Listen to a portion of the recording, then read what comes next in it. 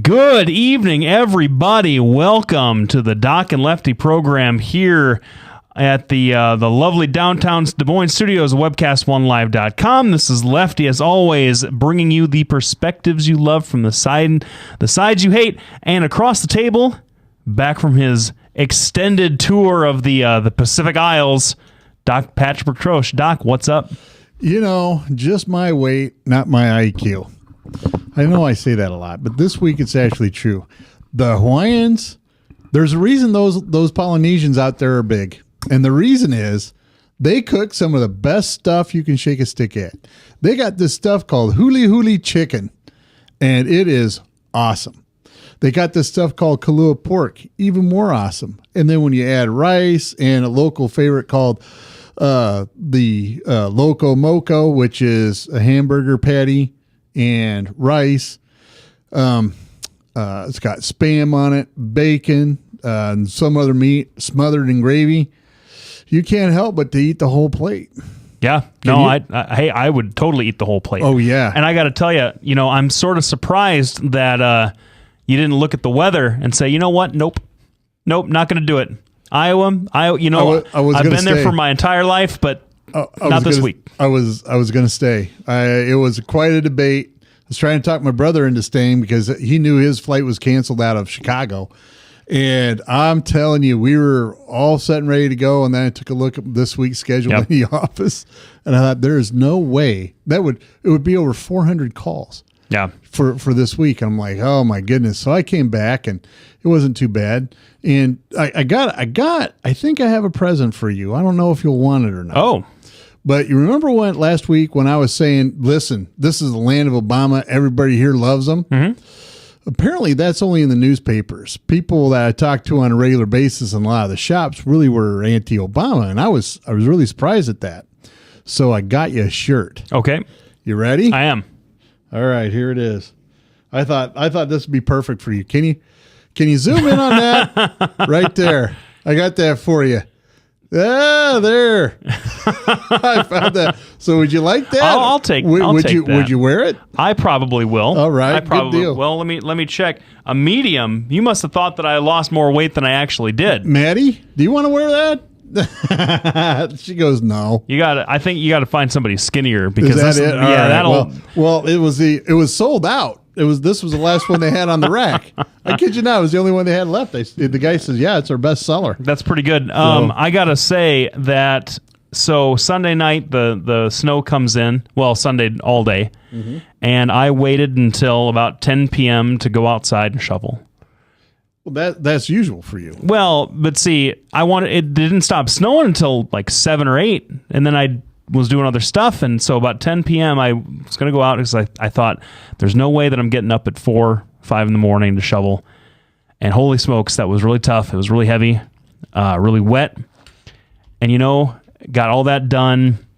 Streets half plowed. My street is impossible to drive up if it's got any snow on it because it gets so slippery. But Monday morning, the day after we get dumped with probably 6 to 8 inches worth of snow, I was back in court at 8 a.m. And no one was very happy to be there. I can imagine. When the judge comes out and says, "Who ordered this up?" I'm blaming the lawyers. It's not going to be the best day. Oh yeah, absolutely. Because because we can blame lawyers for so many things. Well, and it's what we deserve it. We deserve it. I would agree. When you can't stop from getting arrested. And you're sitting in jail, and the lawyer. I had a guy. This is true. Just recently, I had a guy say to me, "Well, when are you getting me out of jail?" And I said, "I can't. I filed the motion. The judge denied it. There's really nothing else I can do." Well, the law books say that I get 3, and I said, "I don't know what books you're reading because you don't." Well, this guy in here told me I do. Oh yeah, don't you love that? Yeah, and it becomes my problem now. Yeah, and I set him straight, and it's fine. But well, we have the same thing in medicine. Yep. Except it's called the internet. Well, I found this website that's so obscure that there's only been 2 hits in the last 4 years on it, and it says, and what I really like is when they come in with some crackpot medication. And they'll go, well, why don't we try this? I have no idea what that is. Well, how come you don't know what it is? Yep. Because it's not really a medication. Oh, it's approved by the FDA. It's not approved by the FDA. If it was, I would know it. That's my job. So today I looked it up. It honestly, it was approved by the FDA because it was approved by Canada, and there's a reciprocity up there. And I'm like, yeah, I don't think it went through all the testing because I've never heard of it. So anyway, it's always fun to come back to that. It's a great time. So it was great. It's good to see Maddie again. DJ Matty G's in the booth. Naturally. So, yes, good. But that's just kind of how things go. So you texted me on Sunday what we're going to talk about, and I had no earthly idea. Kind of tossing out a couple of things, and then you hit the nail on the head. Said you want to talk about taxes because, and maybe it had something to do with how busy the Capitol building was today. I don't know. We're probably going to get a gas tax here. Well, and that's what I've been hearing from my Republican friends. I think it's going to pass. I think that they want to do it. I think that it's got that has a strong will. Yep. Branstad's taking another big run at it. Yep. And I think that's just awful. We're also going to talk about other taxes. Yep, we're going to talk. This is the tax. Now, folks, if you've been listening for a long time, you know that we, from time to time, we will talk about taxes for an entire show. I can't remember the last. It's probably been a few years since the last time we did it, because Doc and I have some obviously different ideas about taxes in general, but we have a lot in common about what we want them to do and how we want them to be spent. And so if you want to call in and yell at me for liking to pay for the stuff that we have allocated, or call and yell at Doc for his unrealistic spending theory, that perfectly fine. Maddie will flash the number there on the screen for you. Call in. We'd love to hear from you, but we're going to talk specifically about the gas tax, probably going to pass here in the next couple of months. Yeah. And then also just maybe some alternatives to that, why it either needs to be passed or why it shouldn't be passed. And then also about kind of just taxes in general, not anything specific federally, because those are kind of, locked in for now until the next round of spending, yes. Until the president's budget comes out. Then we'll see what happens with that. But anyway, and we can talk about that too. It's interesting what'll happen when he releases his budget, whether or not this Republican Congress, which has no political incentive to deal with it or pass it or anything, has to kind of look at those folks that elected them and say, hey, look, listen, I know that we've been barking about passing the budget in the normal course because the Democratic Senate wouldn't do it, but come on. Yeah.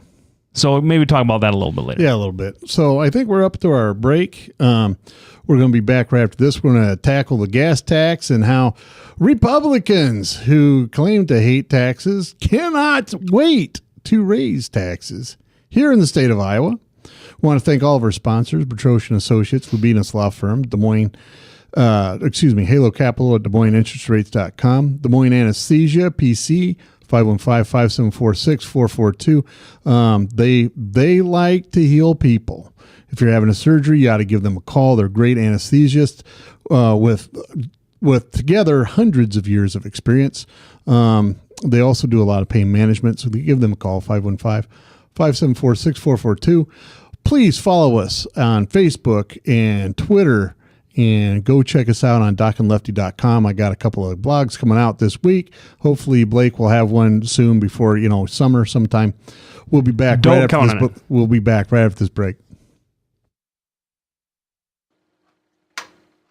Betroshin Associates, how can I help you? Betroshin Associates will provide you with a friendly, caring, and confidential place to find help for mental health concerns. We are ready for your call.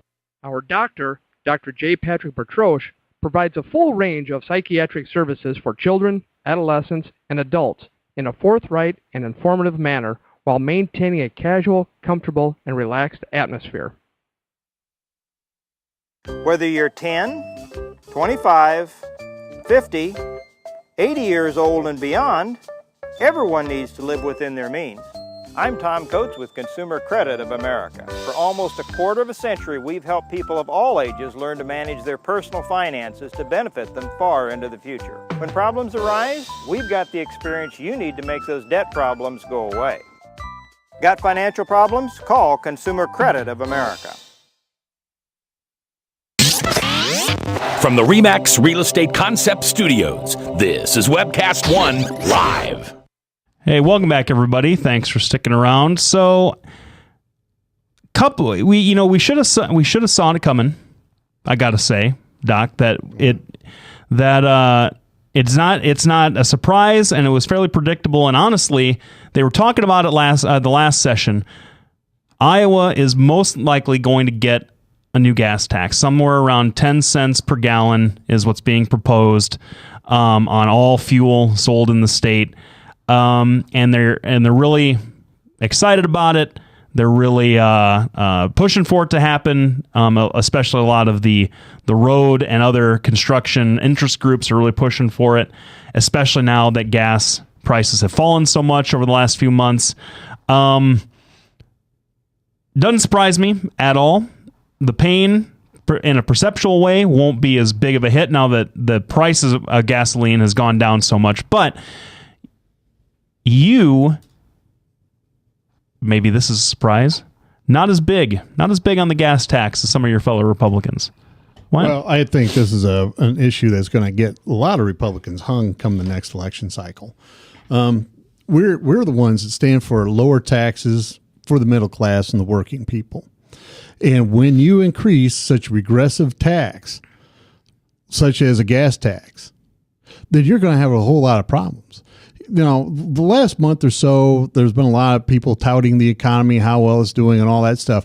And not just people from Obama's corner, but a lot of people. So sitting on my can in the airport, I started doing a search. When did a lot of these numbers start popping up?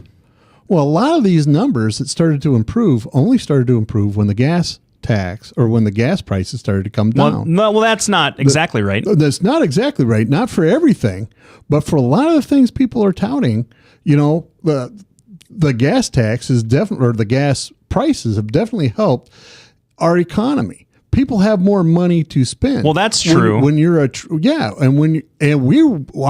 economy is based upon consumerism.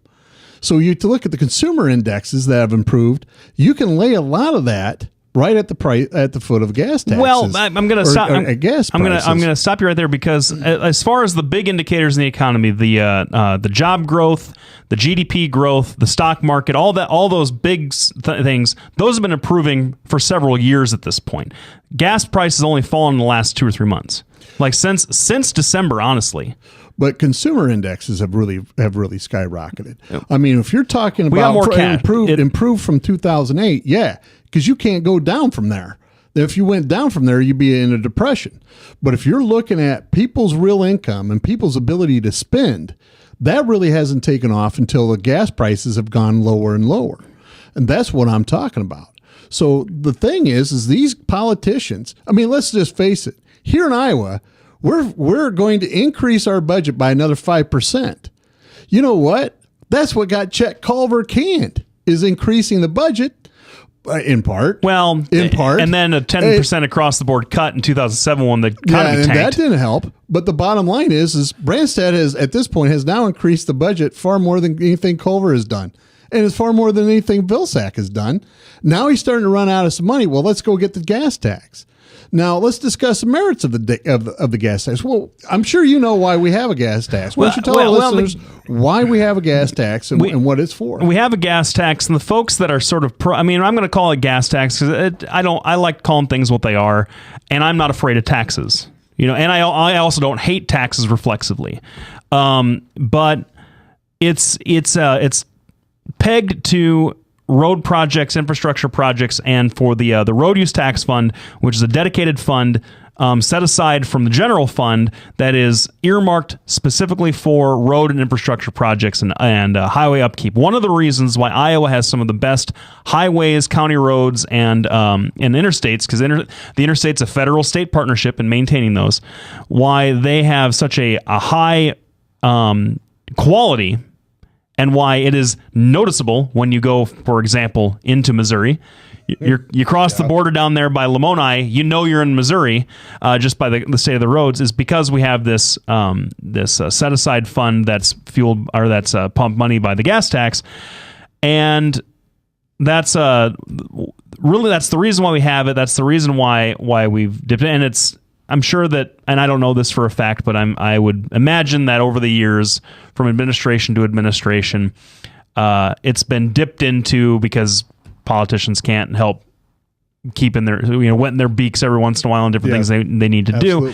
But it is a fund that is protected and funded by the gas tax, different fees and stuff, registrations of cars and that sort of thing. Yeah, and that was going to be one of my points that I was going to come back with. Lefty's absolutely right. These guys rate it. All you got to do is hit gas taxes. Just put that into Google, and the first 10 entries are all about how it's broken because politicians keep dipping into it. The part of the problem is we have plenty of money if we'd have left alone. It's a lot like Social Security. Everybody's always, oh geez, Social Security is going to go bankrupt, Medicare is going to go bankrupt. If the politicians would leave it alone, those programs have plenty of money. Mm-hmm. There are several. I read several articles about this. One out of Forbes, one out of CNN Money, and one out of the Wall Street Journal. And strangely enough, Forbes and CNN Money seem to just said, "Hey, this is broken. They need to be repaid. Borrowing from the general fund isn't the way to get this done. You need to go back, replace money that's been taken." The people at Wall Street Journal seem to take just a little bit different approach. They said, really, the taxes on the roads, if you wanted to make it so the roads are completely self-sufficient, you would need a tax of somewhere around $4 a gallon. That was very interesting. I went back and reread that several times. That was from one economist that had written in on an op-ed. I don't know. I don't know if that is. I mean that is outrageous. But that's what position this guy took. And I wonder if that's tagged with something that's a different area than Iowa. He was trying to compare the tax that we pay here in the United States with taxes from around the world. Mm-hmm. And I can't remember if we talked about this before or not, but roads in other countries are crap. I mean, if you've ever driven in another country, they are awful. We were in South Africa. I kid you not. There was a pothole 8 inches deep across half of the lanes of traffic on the interstate. And it was, I didn't think we were going to make it out of the car. Yeah. And that is a developed country. Roads in Europe, outside the Autobahn in Germany, suck. They're awful. And their taxes are sky high. And the problem is, we do want good infrastructure. How many bridges have to collapse before we start focusing on this? And Iowa's are rated pretty poorly. And they are. Most bridges across the U.S. are. Yep. And so we have to start looking at what are we going to do to fix this problem? Because I believe you're correct. Politicians rate it all the time. I don't think the answer is a higher gas tax. I think the answer is we need to reduce spending. Lefty and I will argue about that right after the break. We want to thank everybody for tuning in. We want to say thank you to all of our sponsors. We want to say thank you to all of our listeners. Please follow us at Facebook, Twitter, and docandlefty.com. We'll be back right after this break. Thanks, everybody, for tuning in. Hey, psst. Let me let you in on a little secret. You ready? Always try to do business with people, not places. Especially if you seek honest Christian business people. And when it comes to my car, I really need to trust who's working on it. Now, my family is so blessed. A few years ago, we found a family-owned automobile repair shop that operates as a Christian business also. Open, honest, reliable, trustworthy. It's AMCO on Hickman Road in front of Kmart. And it's a family-owned Christian operating business. This family treats your car as if it was their car. Everything from oil changes to transmission repair and everything in between. So the next time you feel the need to be at peace with your choice of who you can trust with your car, give AMCO on Hickman a chance to serve you. And tell them Max sent you.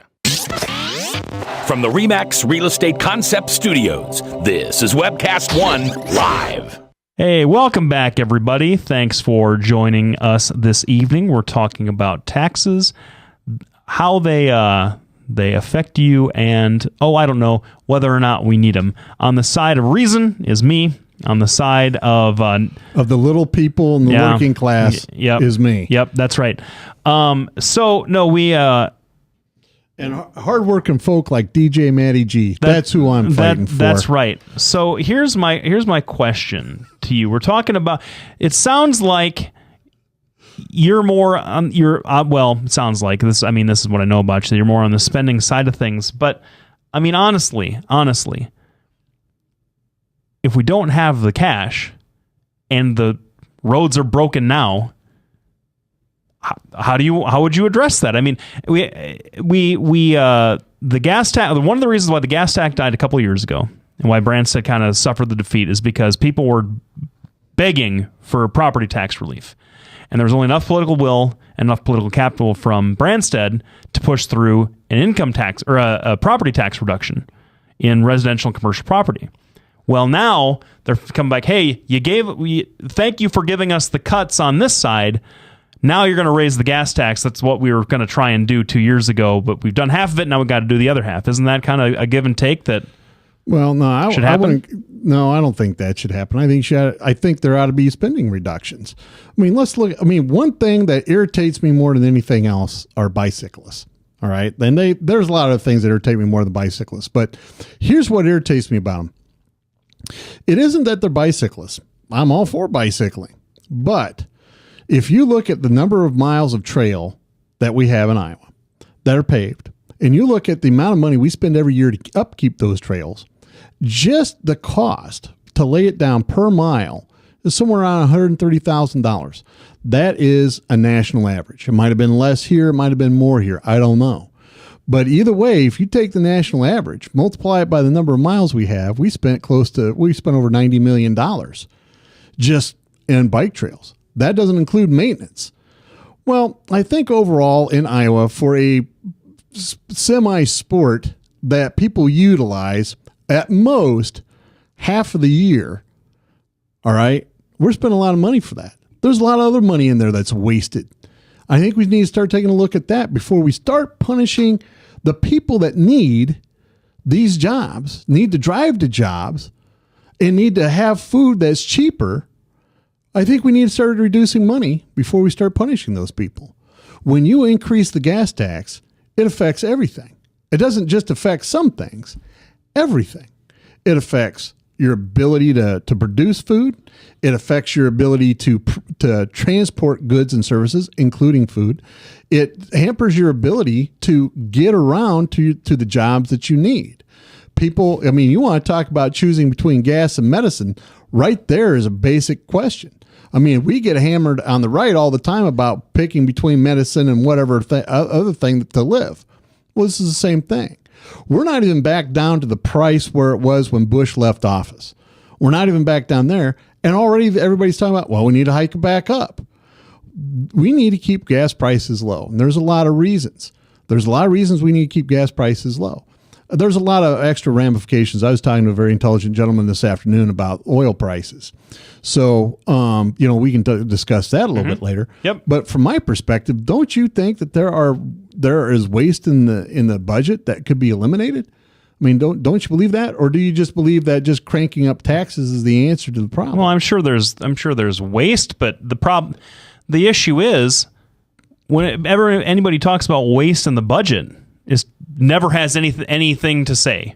It's there's waste. Well, what are you talking about? Well, we're talking about waste. Well, I'm specifically talking about, I can list it. I mean, maybe that's a show we ought to have a little bit later. What is wasteful spending? Well, So let's talk. We all know that state and federal budgets are way different than your household budget. That you can't just cut from one thing to give to another. Yep. But we understand that. But for purpose of this discussion, okay, we know that infrastructure has an issue, and we know that gas prices are low, so that a 10 cent or a 9 cent or whatever it happens to be extra is not going to kill people immediately. I can't necessarily argue that increasing a tax on something isn't going to increase the cost of something else. I can't responsibly argue that point. I can argue that spread out the way that it is and distributed amongst several million people, that the effect of that is not going to be as dire as some people seem to think it will be. But here's my question. If we're not going to raise a revenue stream to fix the roads, ostensibly, where in the budget are you going to take the money to reallocate to that? Well, from where? Well, first of all, I just said one place to stop the bike trail, stop building those, stop maintaining them. If these people want to get out there and ride on it, then they can start paying a user fee and everything else, just like cars do, just like motorcycles do. All right. That's number one. That'd be my first choice. Second thing, let's start looking at how much it costs just to run the government. There's a lot of costs associated with just the nuts and bolts of it that really go out the window. 3, let's look at our how we utilize contractors, right? Mm-hmm. There's a lot of people out there contracting that really are, it's just a, tit for tat kind of thing. And I'm not just trying to point at Branstad and say, oh, he purposely does that. Everybody does it. I mean, it doesn't matter. I mean, one of my favorite politicians of all time is Matt Schultz, and look what happened to him, right? So you need to start eliminating some of that stuff. So the fourth thing I do is I make sure that you can't raid that. You can't raid that the gas tax money. I'd make that so that it stands on its own, and it may very well. I don't have any information that it's a fund that they can just get into to go and pay for other stuff, but I assume that it has in the past. That's what I'm just, because that's just something that, and that's what Google shows me. Sounds reasonable. So, but okay, so the cost of running government, that sounds like partially you would lay people off. Well, I would definitely look at jobs that are redundant. There are a lot of jobs that The problem is government's half the time I believe the government is in the business of employing the unemployable, and there's a lot of just bureaucracy and repetition in there. And you know this as well as I do. How many forms you got to file for something just to do? I mean, there's a lot of redundancy, and I think that they could streamline government quite a bit. Yeah, but what would that look? So the folks that are in, I mean, I can just imagine. I can imagine a world where you have a streamlined government, whatever that looks like, and I don't know that either one of us can really imagine that specifically.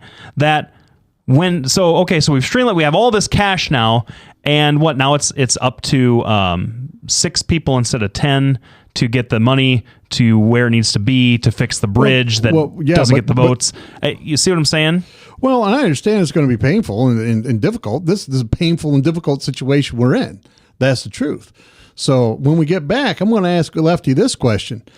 Why would you want to put more burden on people by increasing the gas tax? Why not try to cut waste and try to avoid raising taxes? That's the question we're going to ask right when we get back. I want to thank all of our sponsors, Bertrosian Associates, Lubinas Law Firm, Halo Capital at DesMoinesInterestrates.com, Des Moines Anesthesia PC at 515-574-6442. They do a lot of pain management, so you want to look them up. Follow us at Facebook and Twitter, along with DocandLefty.com. We'll be back right after this break. Thank you to Maddie G to being in the office today. Hi, Katya. Hi, Dasha. We'll be right back after this break.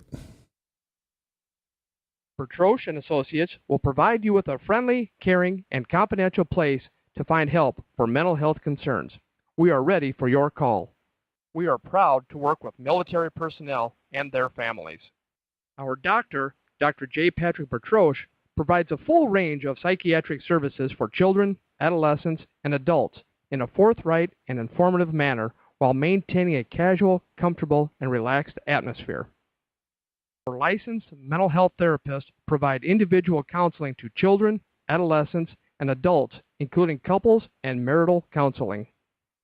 Visit our website at bertrosianassociates.com for more information, or call 515-334-9484. Our offices are located at 5525 Meredith Drive in Des Moines, just east of Skate North off Merle Hay Road. Isn't it time to talk to someone? Take care of yourself and your family. Contact Bertroche and Associates. Hey, welcome back, everybody. Thanks for sticking around. So, Pat, you posed a question to me. Now, I got to say, you posed a question as if raising taxes or cutting waste are mutually exclusive things, and they're not. Obviously, that was what, and I would agree. That was the one thing that if you talk, who are those? Oh, man, I can't now. The two senators, no, those two senators that came up with the budget report way back in like 2010. Simpson was Simpson one. Bowles, yeah. Simpson Bowles, their report said, hey, we got to raise revenues and we got to cut spending. And that's the only way that we're ever going to get to somewhere like a balanced budget or, rein the debt in. The deficit is already kind of, dropping like a lead stone. I guess all stones are lead is stone. You know what I'm talking about. So, but no, this idea that we can only do one or the other. I mean, you can certainly cut waste in government. Just have to be able to identify what that waste looks like. And the reason why it's so difficult is that waste in government does not know a political stripe.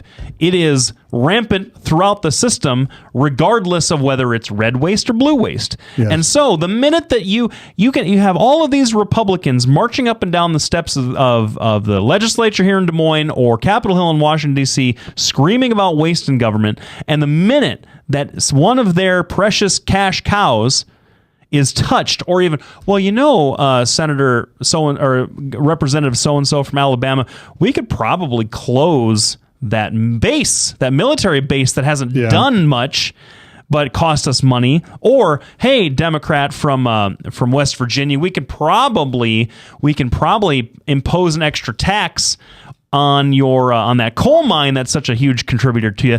Then they start pulling their hair out like you have imposed the worst kind of punishment imaginable, when it really is just politics. One of the things, a guy that I listen to his podcast, I listen to, Mike Pesk, talks a lot about this. Says he can't even listen to a reasonable discussion about taxes because it's demagogued so badly. Well, if we're talking about raising taxes bar none is bad, well, that's clearly not true. Sometimes you have sometimes you have to do that. Yeah, you have to do it. Reagan knew that he had to do it. Bush knew he had to do it. Clinton knew he had to do it, and Barack Obama knew that sometimes you got to raise some taxes on some people. But here's what I'll agree with you on. I think that it would be a lot more palatable and a lot less onerous to folks if they had a better sense that our government was spending the money that it raised in a more responsible way. Absolutely. I can't argue with that. I had a question. I had a conversation with a very conservative person who's an old college classmate of mine, very conservative, and we just broke it down. We got into the specifics, because if you talk about specific uses, people are, and this is like everything with government, you break it down into component parts, people are fine with it. Well, taxes go to pay for schools, right? Well, yeah, we need schools. So taxes go to pay for medicine for old people. Yeah, we need medicine for old people, until it builds up into this thing. Well, no, we can't have taxes for any of that stuff, right? But what she said was, if I had a say, or if I thought my voice was being listened to, where I said, hey, look, I'm sorry, Philadelphia, I live in Iowa. I don't care. I'm not picking on the people from Philadelphia. Listeners of Philadelphia, we love you. We think that you're great. My baseball team is going to be better than your baseball team this year.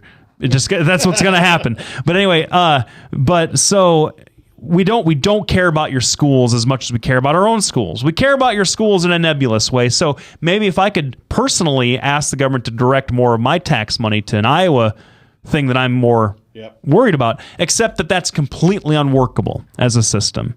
And she understands that. She's not a foolish person by any means, but if she felt like she had more of a voice and the government was more responsive to particular concerns, and that's not a taxing spending problem, that's a throw the bums out, get new blood kind of problem. Yeah, and I would agree with that. The part of the problem is, particularly with Reagan, since you bring that up a lot, part of the problem was it was a deal he struck with the Democrats, where he would agree to raise some taxes if they agreed to reduce spending. Well, we got the reduced taxes, but he never got the reduced spending.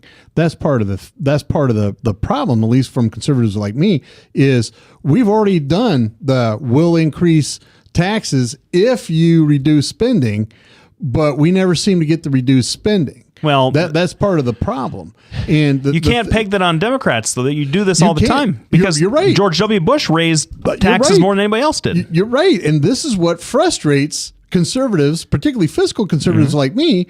Here you have Branstad, who is.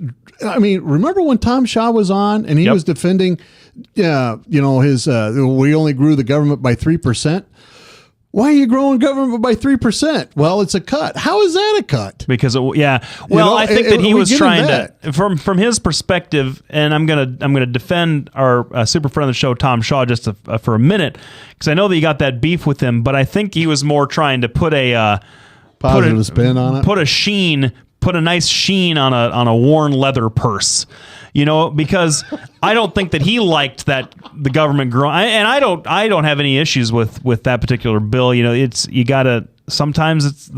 to increase the pie a little bit, even if it's by fiat, and it just sometimes it happens. Well, yeah, but the thing is we get a percentage. I mean, that's how taxes in general work, except for the gas tax.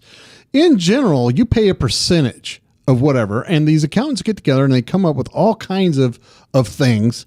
And they take a percentage of everything. The problem is you can't turn around without running into a tax. We have sales tax, we have property taxes, we have gas taxes, we got taxes on your clothes, we got taxes everywhere. At what point do we say enough taxes and let's start reducing spending? We don't need, if you want to talk about infrastructure, we don't need bicycle trails. We don't need them. We just don't. So go ahead. I'm sorry. Well, no, you said you wanted to say something. Well, no, and I think that segues into our next point. This is something that you and I have talked about a lot.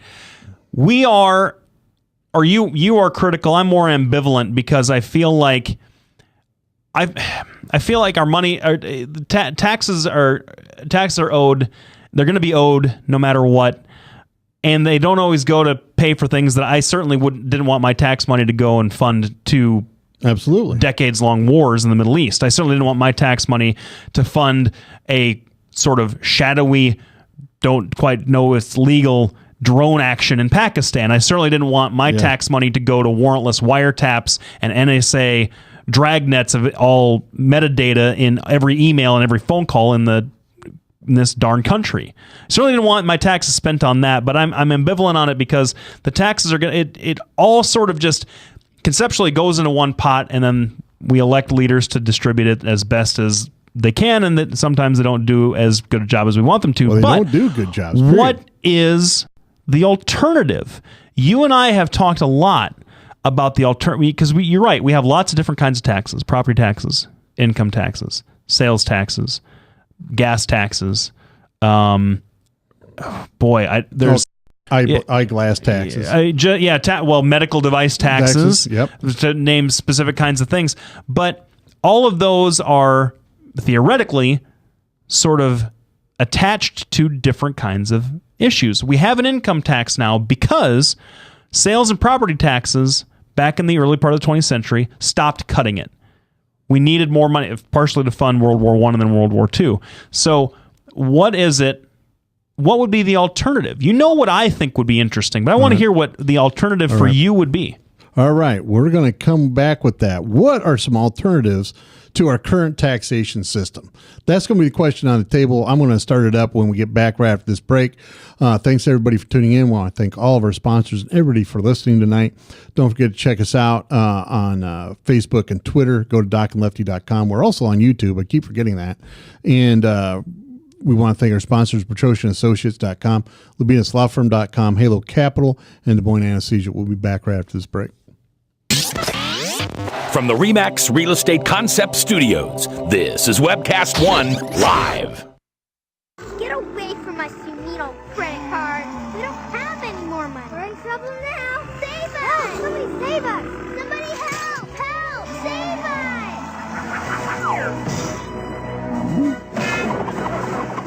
Hi, I'm Tom Coates from Consumer Credit of Des Moines. If your credit card's a little too animated, give us a call. Hooray! We're saved! Consumer Credit! You're our hero! If Tom Coates from Consumer Credit of America was your personal webmaster, Tom would filter out all bad debt emails. If Tom was your mailman, you'd never get any debt reduction junk mail. If Tom Coates was a lineman, he'd block any phone calls offering to reduce your credit card debt. Hi, I'm Tom Coates with Consumer Credit of America, and we're still your best choice for credit counseling. We're local, we're accountable, and we can do more.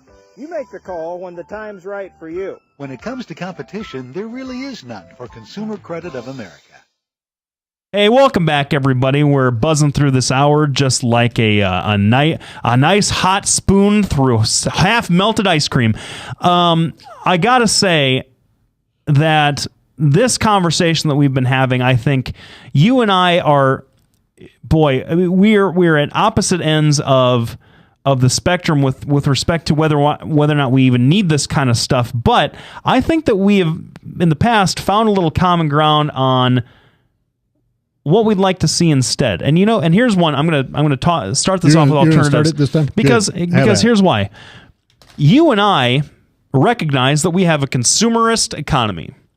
That our economy has changed from industry, savings and investment to debt financing and consumerism. That's just how it's been for a long, long time, especially when we stopped being the world's maker and started being the world's consumer. We import a lot of cheap stuff. We make a lot of cheaper stuff. I was watching one of those old History Channel what is it? We as Americans, like Our Story or whatever. Yeah. You know the show that I'm talking about. You bet. And they were talking about how the turn of the 20th century, right around the end of the 19th century, when we laid all the rail and we were the biggest industrial power, and we were really kicking everybody's rear end and output and exports and stuff. And we still export a lot. We do. The world's biggest exporter after China, I think. Yep. And maybe Japan. Well, Japan not as much anymore. But so we're still a big exporter of goods, which is fine. But that's not how our economy operates anymore. And as a good Marxist, as a good and even better socialist, I gotta say, consumerism makes me feel a little icky. It makes me feel a little crappy. I remember, and this is even before I got my hammer and sickle wings when I was in college. When I was in high school, I remember this story. My mom's family, all my family has pretty much moved to Minneapolis now. But back when it was just my mom's older brother, went up there to visit him. Went to the Mall of America for the first time. I was probably middle school, early high school age. And that place is huge. I just remember feeling just completely uncomfortable with how much buying and selling was going on, how many people were engaged in consuming things. And so a tax on consumption to me makes a lot of sense. Just, I don't know. I'm not a person that can advocate for this. I don't know the ins and outs. I don't know how it affects specific economies in a negative or positive way, but a tax, especially a tax that encourages some consumption and discourages others, it makes a lot of sense to me, because that's all a tax is. Now, libertarian folks are going to get mad at me for suggesting that, but our taxes already do that. And that's really the best way, and one of the only ways, aside from coercive government power and putting people in prison, that the government has to encourage or discourage different types of behavior, or even have an influence whatsoever with what tax and what it doesn't. We have a lot less smoking now because smoking taxes or tax on cigarettes went up so high. So a tax on consumption makes a certain amount of sense to me. That's why I'm not as gung-ho against a gas tax as you. We lower a little bit of that consumption. Maybe it has positive environmental benefits. Maybe it has positive health benefits, people biking more. Well, but here's one of the things. I mean, I'm going to speak exactly to that last issue. The problem is, and this is one of the things that all economists agree on, the reduction in gas consumption, in other words, more economical vehicles, ones that are much more efficient, have in part led to the problem that we don't have enough money in the gas tax. Yep. That's true. That's true. I know. So the thing is that what point do you go, well, hold on. We have a gas tax. We don't want people to drive, but yet when we start running short of money, we're going to increase the gas, which is going to lead to another round of shortages. Yeah. And it's just a merry-go-round. And that's when I get back to, and particularly in this case, a gas tax is a terrible idea. Increasing it, I think gas tax period is a terrible idea, but increasing it is an even worse idea. There's all kinds of reasons why Republicans should not even touch this in Iowa. No Republican governor should be even touching So this. why are they? Yeah, I will tell you, it boils down to revenues. They want to improve the infrastructure. This is an easy thing to do. They go in, they rate it, and there's all kinds of alternatives to this. There's all kinds of, here's part of the problem. Some people that utilize fuel, utilize it off-road. All right. Mm-hmm. Farmers, right? They don't have to pay a gas tax because apparently the government considers it that they don't use the roads like the rest of us do. I can tell you, if you've driven down Highway 92 or up in your neck of the woods. I'm on Highway 92 a lot. Yeah. Highway 5 a lot. So in the spring and fall, you don't go that fast over the hill because there's going to be a combine or something sitting right there. Right. And you always tell somebody new to Iowa because they fly past you over the hills. You don't do that in Iowa. It'd be that a good way to get smashed into. Well, you get over in the left lane, you make the guy behind you really mad because he doesn't get what's going on. Yeah, that's right. So, so it's just not going to, that's not going to work. Start making people that use the gas pay for the gas. Number one. Number two, there's a lot of unregistered people out there using the streets. Bicyclists. I'm talking to you.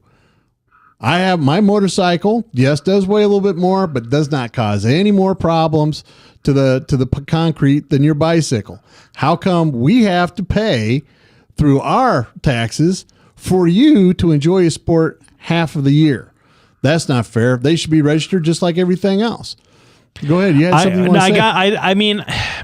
I don't know that. Boy, you're talking about more registrations and more regulations just in general kind of gets me all hot and bothered. So I can't really defend. Well, and a shout out to our friend Ed, who's a true believer. I'm glad you're riding your bike. You should just register it and have to pay a use tax like everybody else does. I don't know that. Well, and it would be interesting to see what he had to say about that because he is a big bike sort of guy. I got a buddy of mine who's a bicyclist enthusiast. A bicyclist just in general, I guess. But specifically, taxing consumption to me makes so much more sense than, say, taxing income, right? Because just in a broad, sweeping idea, if taxing more of something means that you're going to get less of it, then, boy, I'd like a lot more income and a lot less consumption. Am I wrong? Well, that's tricky. I know it's true. I know, but that's what's so interesting about it. Well, I will tell you, I think taxes on consumerism slows down our marketplace, right? It does. Taxes on consumerism doesn't necessarily help hurt consumerism. What it does is hurt manufacturers who produce so much of our income, and there's such a small segment. You don't want them to keep going away. So, you have to balance that consumption tax. What we know is when we had added a consumption tax, the I can't remember what they call it, but it was a luxury tax. All boat building stopped. It stopped dead. Boat builders went out of business right and left because that's a luxury item. People building motorcycles, they really struggled, right? Harley Davidson is about the only one that made it through there, and they were really beat up. They started marketing to women for the first time. That's really what saved them. So the bottom line is, I can see a consumption tax, but we get back to the original point of there's so many things that we waste money on that we need to start reducing it. Well, but I'm not saying spending. I'm not saying both. I'm saying I think some economists made the argument. Now I've been dancing around it because I know that every time I mention this, your hair stands on end, and I feel like you're going to punch me. All right. We're going to get back to this right after break. It's a suspension one. We'll be back right after this break. Same bat time, same bat channel. Thanks everybody for tuning in. Take it away, Matty G. Bertroche and Associates will provide you with a friendly, caring, and confidential place to find help for mental health concerns. We are ready for your call. We are proud to work with military personnel and their families. Our doctor, Dr. J. Patrick Bertroche, provides a full range of psychiatric services for children, adolescents, and adults in a forthright and informative manner while maintaining a casual, comfortable, and relaxed atmosphere. Our licensed mental health therapists provide individual counseling to children, adolescents, and adults, including couples and marital counseling. Visit our website, ProcheAssociates.com, for more information or call 515-334-9484. Our offices are located at 5525 Meredith Drive in Des Moines, just east of Skate North off Merle Hay Road. Isn't it time to talk to someone? Take care of yourself and your family. Contact Bertroche and Associates. Welcome back, everybody. You're right about that. I think that's a good plan. I just got Pat to agree to just taxes on everybody. And if you're a liberal and vote Democrat, you should have a penalty of 25%. If you guys like payable to the Doc and Lefty program, payable to Doc and Lefty. Yeah, we will take care of it. We will take your money. We will dress it up in a nice bassinet. We will coddle it. It'll be half the time at your place, half the time at my place. And yes, absolutely. Yeah, and we'll have DJ Matty G come by and make sure that we're doing everything right. That's right. A third independent party, inspector general kind of person to make sure that and we will spend it wisely. I don't know about that. I don't know about because you see, that's the difference between conservatives and Democrats. I don't know about. He's even saying, I don't know if I'm not going to spend it wisely. I know I was going to get you something really nice. Oh. We were just talking about cutting waste from the show. well, don't. I know what that means. You're coming from my seat. Anyway, no. So we've been dancing around it, and every time we've talked about this specifically, at least 2 other times on the program over the years. And I am not advocating for it because I don't know enough about it. But boy, it seems to make a certain amount of sense. Why couldn't we replace the income tax? The income tax, your big bugaboo. You hate the income tax. I do. All conservatives hate the income tax. I do. In fact, there are a lot of conservatives that think it's unconstitutional. There are. But why can't we replace it with a value-added tax? Why can't we go? Would we truly replace it? Truly, no. We would. Income tax gone. No income tax. It'd be illegal in all 50 states, and the federal income tax would be gone. The IRS would be there dispensing the VAT, collecting and dispensing the VAT, value-added tax, a tax on consumption, a tax on how products are manufactured and flow through the chain of commerce. Some things would be taxed more heavily if they're Yeah, but we already have that kind of tax. That's part of the problem. We don't though. Whenever this, I want to use my eyeglasses. One, there's taxation on importing whatever raw materials are coming in. There's a tax on that. It's an import tax. So if I'm having to use, or even better, my phone, the stuff that makes the phone work is imported from China. Why? Because they're the only people that have that. All right. So the bottom line is this is already taxed under an import tax. Then it gets manufactured. And then there's taxes associated with manufacturing, property taxes and the rest of it. So by the time I buy the phone, 22% of my phone has already been taxed. I mean, 22% of the expenses of my phone is tax. So if you're talking getting rid of the income tax and replacing with a VAT tax, really what you're talking about is we're just going to add more tax to stuff that we already consume. Now, I'm all for getting rid of the income tax. I think it's an interesting idea. If we could actually trust the Democrats to get rid of the income tax and introduce a VAT tax, that'd be terrific. I think it would. But it isn't just the income and VAT tax. There's so many other taxes as well that it's just incredible how many fingers the government has in your pie. Well, as a responsible person who does not own real property. And I say responsible because, what I like more than anything is I can pick up and leave at any time. I don't care. Yes. But no, as a person that owns real property, I only have an academic interest in this. But it is weird, isn't it? That you gotta pay the government for the privilege of living on your own land. That we have private property ownership, but boy, those taxes every year.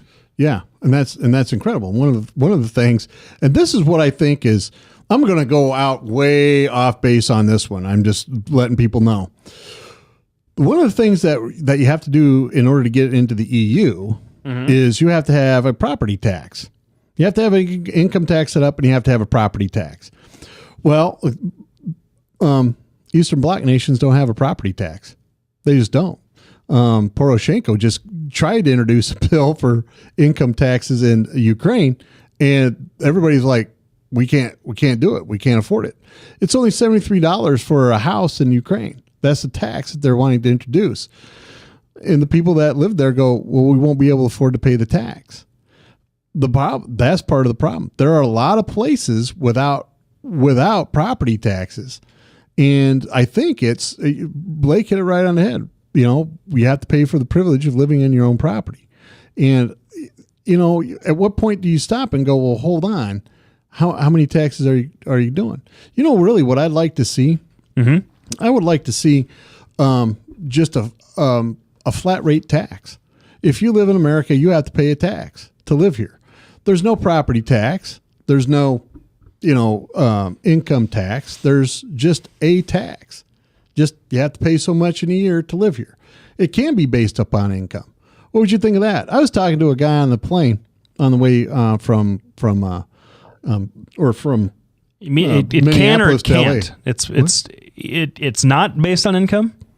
No, it wouldn't be based on income. You live here, you have to pay a tax if you want to participate in everything else. So I make $1,000 a month because for whatever reason I am 18 or I have a broken back, and the tax is $250 a year. Yeah.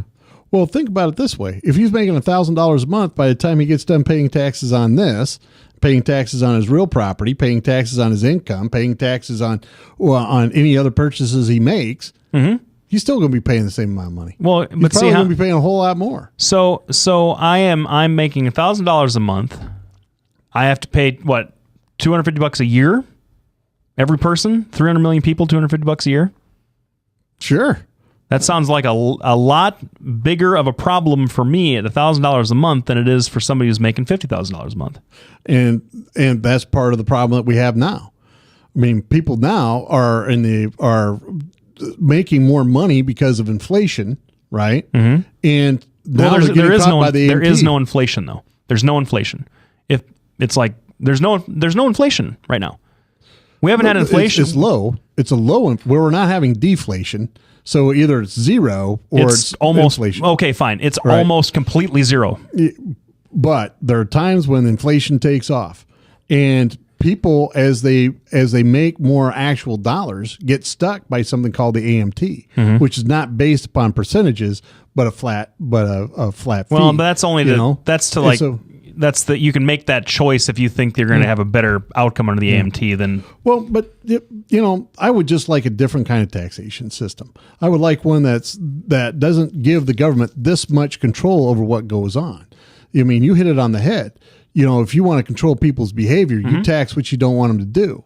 The problem is